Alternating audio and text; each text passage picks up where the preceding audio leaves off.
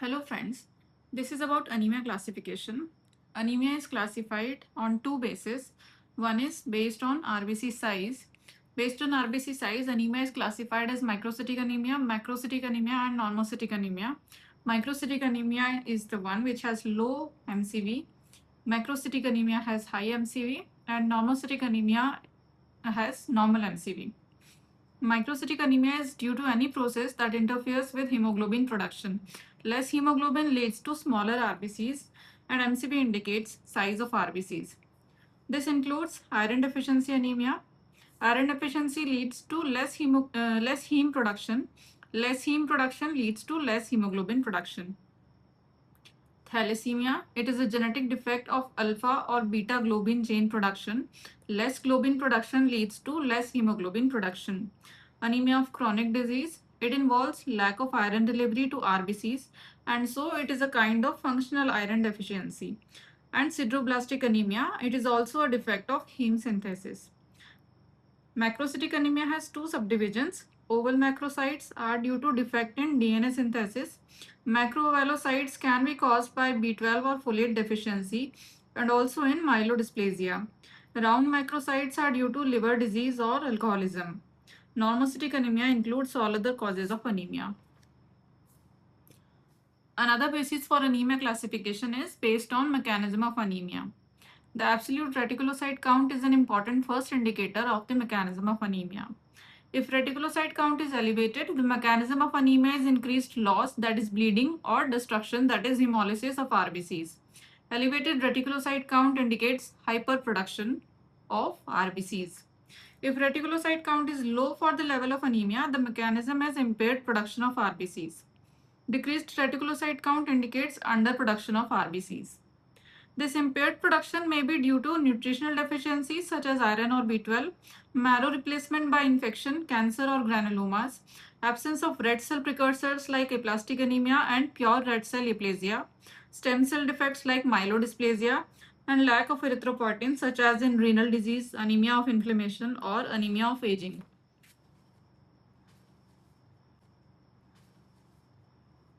Now we will see evaluation of anemia.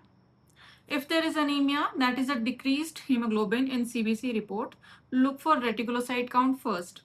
If the reticulocyte count is high and bleeding has been ruled out, then specific testing for hemolysis can be performed, including LDH, haptoglobin, and direct antibody testing.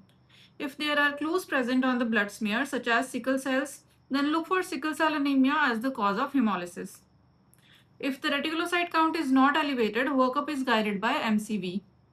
If MCV is low, ferritin level should be performed, and if normal, then the patient should be assessed for thalassemia. Another distinguishing clue for iron deficiency and thalassemia is RDW. Iron deficiency is characterized by high RDW, while thalassemia has low RDW. Anemia of inflammation is a diagnosis of exclusion and usually occurs in the presence of an inflammatory disorder such as cancer or infection. If MCV is high, then the workup is guided by blood smear.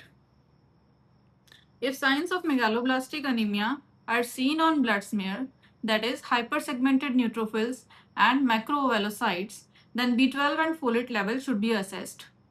If macroovalocytes are seen and B12 and folate levels are normal, this raises the concern for myelodysplasia and bone marrow testing is the next step.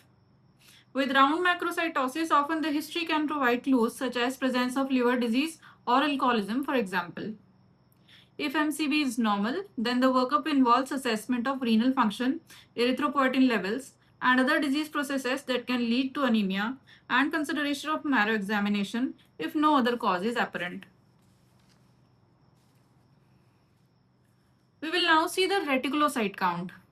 Reticulocytes are red cells that have been recently released from the bone marrow. They still contain mRNA for about 24 hours after being released by the marrow. This mRNA in reticulocytes can be detected by staining with new methylene blue dye. Then the percentage of RBCs that take up the stain is called the reticulocyte count. It is mentioned in percentage normally. Normally, the reticulocyte count ranges from 1 to 2% and reflects the daily replacement of 0.8 to 1% of circulating red cells. This reticulocyte count, This reticulocyte percentage appears to increase with decreasing RBC counts when the absolute count has not actually increased. So the reticulocyte percentage needs to be adjusted for the hematocrit, that is the red cell mass. And the corrected reticulocyte count in percentage is calculated as measured reticulocyte count in percentage multiplied by patient's hematocrit upon normal hematocrit, which is usually taken as 45%. Example, in a person whose reticulocyte count is 9%, hemoglobin is 7.5 milligram per deciliter and hematocrit 23%. Corrected reticulocyte count is 9 into 23 upon 45, that is 4.6%. This correction is not done if the reticulocyte count is reported in absolute numbers and not in percentage. Example, 50,000 per microliter of blood. Many newer CBC machines directly measure reticulocyte count in absolute numbers. Normal range for MCV is 85 to 95 femtoliters. And hematocrit is the total volume occupied by all the RBCs in the blood. Thank you.